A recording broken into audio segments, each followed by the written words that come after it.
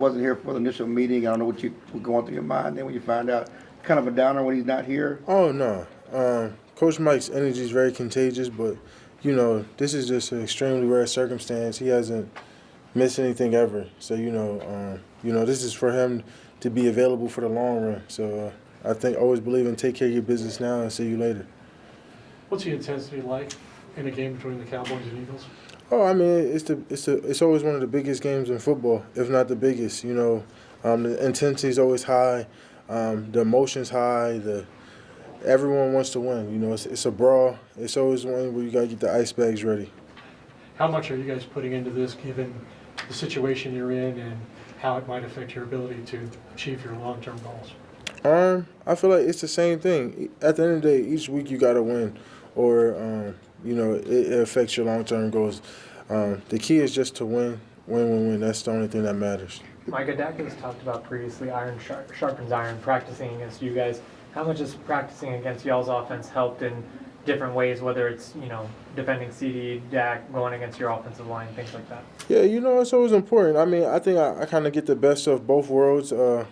And anywhere I go, whether I'm covering, when you got to deal with a guy like TP and you got to deal with CD, similar guys, and I think CD's a tier one caliber receiver, so obviously you got to deal with that. And with B Cooks, he has a speed guy and what he's able to bring to the table.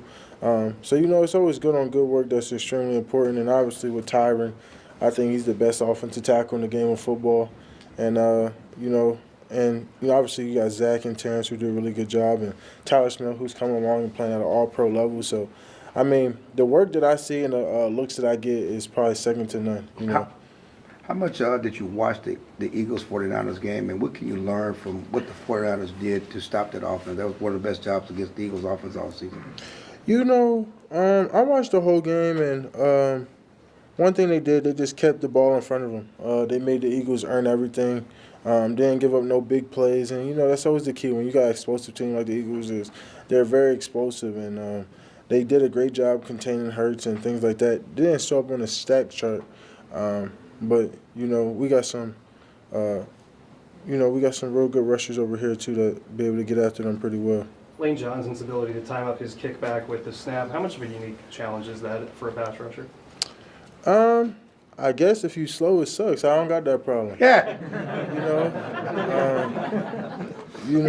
Is he timing it up or is he early? Who cares? Okay. It don't really matter to me. Lane, he's a good player regardless of whether it's early or later. That's the perk. Offenses, that's the kind of like the leverage, right? You get that.